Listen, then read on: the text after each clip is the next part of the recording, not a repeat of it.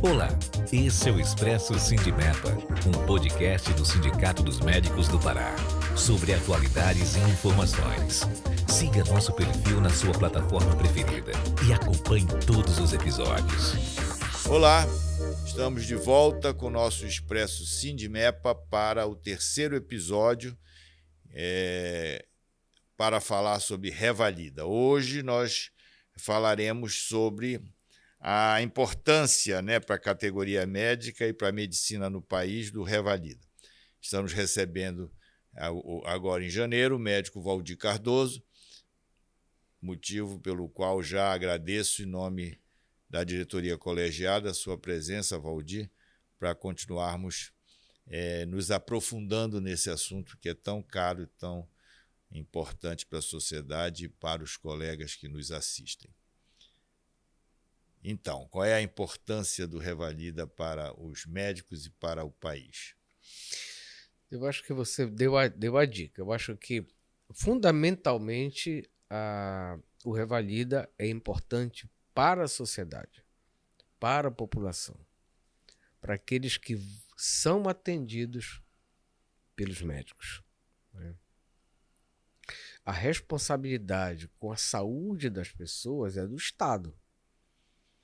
E o Estado precisa garantir com que médicos que cheguem ao mercado de trabalho sejam bem formados. Então, o Revalida, ele garante isto, garante que a gente tenha profissionais de qualidade testada dentro da nossa realidade epidemiológica de país tropical, de sul-americano, com as nossas doenças específicas, apesar de que o Brasil é um país continental, né, em que pese isto. Quer dizer, as doenças da Amazônia são diferentes das doenças lá do sul do país, das montanhas. Mas existe ali uma certa base com as suas diferenças, né? Nossas particularmente, né? Que aí já é mais subdesenvolvido. Enfim, mas o mais importante na pergunta é que é importante, muito, muito, muito importante para a sociedade. Uma conquista que a gente tenha este processo de revalidação. Mas ele é importante também para os médicos, porque o médico, ele é uma referência. O médico é um profissional em que você confia. Existem, não são profissionais, mas duas pessoas onde você abre os seus segredos. É o padre, o pastor e o médico, que é para quem você precisa. Não pode ter segredo. Você tem que falar tudo. Então você tem que ter confiança. Então a imagem do médico, ela não pode ser maculada por um mau profissional. Tanto que o sistema, com os conselhos de medicina, e eu posso dizer os sindicatos, não compactuam com a má prática médica. Nós não podemos tolerar a má prática médica. Se o médico comete uma falha, ele tem que responder por isso, merece defesa, lógico.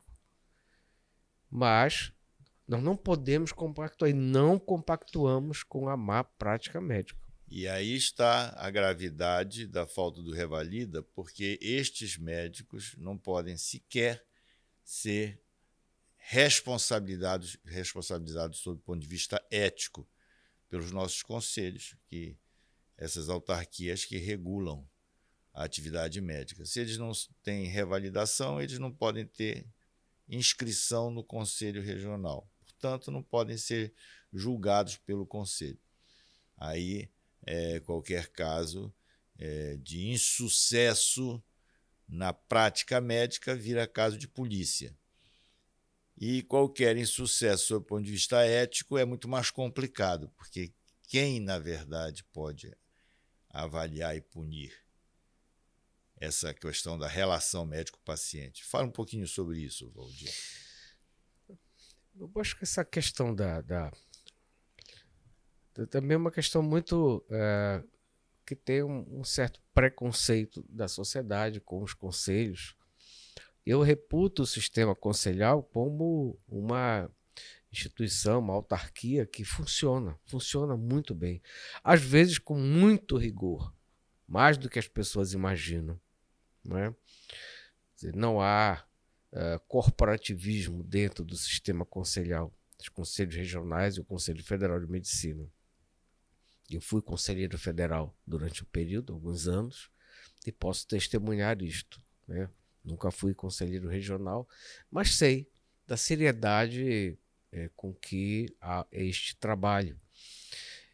E isto é muito importante, porque ele é feito em defesa da sociedade. E você abordou muito bem. Tivemos um período ruim no país, onde tivemos profissionais formados no exterior, não revalidados, trabalhando.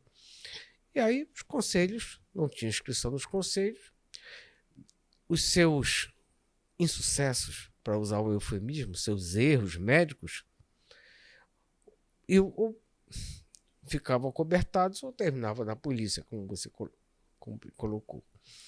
Como geralmente esses profissionais trabalhavam com pessoas humildes, dificilmente essas pessoas tinham condições de avaliar que ali não havia um erro, que aquela receita era uma receita absolutamente inadequada para aquele caso, como infelizmente nós constatamos, né? Constatamos várias vezes, com muito pesar, com muito lamento, mas essa é uma fase passada, felizmente. Não temos mais isso no país, via de regra, com suas exceções aqui e ali de legalidade. Mas você tocou também a importância para a medicina. Então, mais uma vez, a imagem. A medicina, como outras, não é? Como outras profissões, como a advocacia, tem um outro profissional que você precisa confiar, né? Você vai ter alguém para lhe defender, você precisa ter confiança na qualidade daquele profissional. Você tem que ter muito cuidado para escolher. Então, a medicina, quer dizer, aquilo que nós apresentamos para o país, quer dizer, a sociedade precisa confiar que a medicina que é praticada no país é de boa qualidade. E é de boa qualidade, isso eu posso assegurar. E aí eu reputo mais grave ainda, porque não há opção para o cliente, para o paciente. Na iniciativa privada, estes médicos que vieram, por exemplo, no programa Mais Médicos, ou aqueles que vêm ou que possam estar atuando no país sem revalida, evidentemente que eles não terão clientela particular. Qualquer paciente, antes de pagar uma consulta, ele se informa quem é o médico, ele tem certa clareza sobre isso, ele procura se informar, e se qualquer dificuldade, ele imediatamente procura outro médico. Está pagando, né? Não tem aquela história.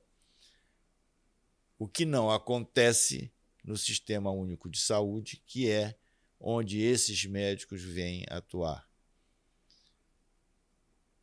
Neste caso, praticamente não há a oportunidade dada ao paciente de escolher o seu médico. Ele procura a unidade de saúde, o hospital público, e vai ser atendido ali pelo médico que está de plantão, pelo médico que está ali esperando para atendê-lo. E aí confie, porque não vai ter chance de discutir isso. Então, muito mais grave muito maior a responsabilidade do poder público com a disponibilização desses profissionais não revalidados, porque não dá ao paciente o direito de escolher, não quero este, vou procurar outro, Às vezes, se for um processo eletivo, às vezes ele está esperando meses para aquele atendimento, e quando chega a hora de ser atendido, não quero esse médico, vai esperar mais meses. Né? Então, eu acho que isso é um agravante e que cobra do setor público, das autoridades responsáveis pela saúde pública, muito mais responsabilidade, porque o paciente não tem opção. É este e é este. Né? O que é que você vê sobre isso? Você concorda comigo ou você tem uma visão diferente? Eu concordo. Claro, eu acho que o Sistema Único de Saúde, que é uma conquista da sociedade brasileira, uma luta de todo o movimento sanitário, não só médicos, mas todos os profissionais de saúde, na Constituinte e depois na elaboração da regulamentação da Lei 8080, 8142, conseguimos colocar na Constituição essa responsabilidade, a criação de um sistema único de saúde, onde ele é focado em atender bem, atender a todos, mas atender fundamentalmente, e ao princípio da equidade, aqueles que mais precisam. Ou seja, aqueles que despossuídos da escolha, como você falou, porque não tem posses ou tem poucas posses. Então, a responsabilidade que o poder público, que o Estado tem, que nós, entidades médicas, temos, e nós fazemos a defesa da saúde com muita ênfase. Fazemos com muita ênfase porque nós precisamos de um bom sistema de saúde para poder trabalhar bem. Nós somos bem formados, via de regra, mas precisamos de insumos para exercer a nossa profissão. Foi-se o tempo em que o médico era uma maletinha com pouca coisa. Agora nós precisamos, né, de todo um amparo, né, de laboratório, de exames, o que não significa que a clínica morreu, pelo contrário, né, a clínica continua sendo soberana, mas nós precisamos do que está chamada propedêutica armada, que são aqueles exames que, às vezes, mais complexos, que ali em 20%, 25% dos casos você vai precisar. Então, voltando para a medicina, como profissão, é importante que seja garantido, que a sociedade seja garantida ter bons profissionais. Então, nós sempre vamos cobrar isto das autoridades. Os médicos no país precisam ser bem formados. E aqueles que queiram vir trabalhar aqui, que se submetam a uma revalida para, então, testados, aprovados, venham nos ajudar a atender a nossa população. Odir, eu vou aproveitar e nós falamos em SUS, você falou em SUS, Sistema Único de Saúde. O Sistema Único de Saúde, não resta dúvida, é o melhor plano de saúde do mundo, pela sua concepção. Qualquer cidadão em território nacional, brasileiro ou não, é atendido pelo SUS sem custo. E nós sabemos que o Sistema Único de Saúde atende os procedimentos médicos da maior complexidade. Não existe procedimento médico complexo que o sistema de saúde não atenda. A questão e a crítica é se atende a tempo e a hora necessário, na quantidade necessária. E parece que o maior gargalo está na baixa complexidade, naquilo que deveria ser o mais simples de fazer, porque custa mais barato, enfim, para os cofres públicos. Então, eu queria que você fizesse uma análise. Nós vamos começar um novo governo daqui a uma semana.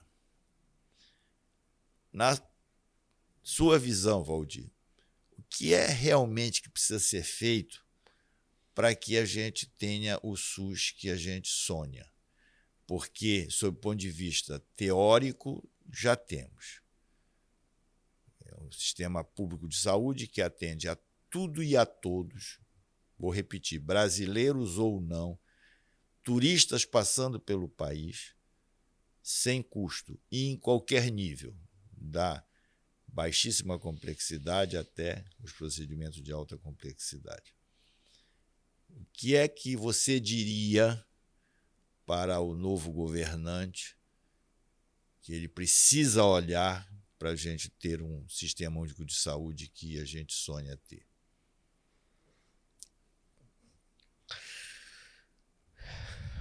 Que pergunta. Sei que é difícil, mas você, não é que seja experiente difícil, como bem, eu acabei de fazer o elogio ao SUS, né? Você também, tudo, e uma conquista na Constituinte, depois na lei. Mas não basta estar na lei, não está no papel. Há uma disputa na sociedade, na política, e nós vínhamos de um modelo de medicina especializada, onde a valorização é o especialista. O SUS é um sistema que pede que a atenção primária ou atenção básica, a porta de entrada do sistema seja de qualidade. Porque é uma medicina para todos. Infelizmente, uma coisa é o papel. Na prática, nós continuamos com aquele modelo de outra especialização, que é o modelo americano de medicina. Então, a sociedade como um todo valoriza o especialista. Valoriza o especialista com confiança e, portanto, remunera o profissional especialista muito melhor do que aquele lá na ponta. Conclusão. O investimento feito, 75% dos recursos gastos no Sistema Único de Saúde é para os hospitais e exames de especialidade. 75%. 25% é para atenção básica. A explicação, então, é simples. A inversão. É uma inversão completa e total daquilo que deveria ser. Eu não deveria ter falta de médicos, não deveria. E não basta pagar, não é dinheiro só. Vamos deixar claro isso. Acho que você já deve ter abordado, acho que teve um programa sobre isso. Não é dinheiro só. Você precisa fixar esse profissional, precisa de outras condições, precisa... Sempre lutamos pela carreira. Mas, infelizmente, continuamos assim, né? Valorizando a especialidade e desvalorizando aquele médico que pode, ali na atenção básica, na atenção primária, resolver até 80% dos problemas com poucos exames, com muito poucos exames. Nós pedimos exames demais no nosso país, demais. É uma coisa absurda a quantidade de exames desnecessários que são solicitados diariamente. Que fala exatamente na exploração comercial da medicina. Né? Da medicina. E, logicamente, que uma sociedade acaba acompanhando isto, né? Então, sente uma dor no peito, qualquer que seja, um cardiologista. Sente um estômago, enfim, e assim vai. Então, nós precisamos reverter. Então, se eu pudesse fazer sugestões como cidadão para o novo governo, é que vire isso de ponta cabeça. Vamos valorizar a atenção primária, vamos estabelecer critérios para que os municípios possam receber recursos de acordo com a qualidade com os resultados que a sua saúde traz, em termos epidemiológicos. Quanto melhor o seu resultado de vacinação, e assim sucessivamente, só um exemplo, a cobertura vacinal, quantos médicos você tem, quantas equipes, não só médico, o médico não faz sozinho, precisa, uma equipe de saúde da família você tem, quanto mais tem, mais dinheiro você vai receber, para que o prefeito possa correr atrás do dinheiro, qualificando as suas equipes, melhorando o seu atendimento, melhorando seus resultados. Isso seria mudar de ponta cabeça e botar dinheiro nisso. Perfeito. Estamos encerrando o 3º episódio do mês de janeiro, em que conversamos aqui com o médico Valdir Cardoso sobre Revalida. Já convido vocês para o 4º episódio na próxima sexta-feira, na última sexta-feira de janeiro, sempre com o cafezinho, para que a gente possa acompanhar e extrair deste médico Valdir Cardoso, da sua experiência, tudo que a gente pode da medicina e do Revalida versus medicina, do impacto desta lei que exige que o médico que venha trabalhar no Brasil com formação no exterior possa equiparar os seus conhecimentos com os conhecimentos dados na formação do médico brasileiro. Eu agradeço a atenção de todos vocês e aguardo na próxima e última sexta-feira de janeiro com o 4º episódio, ainda conversando com o médico Valdir Cardoso. Obrigado.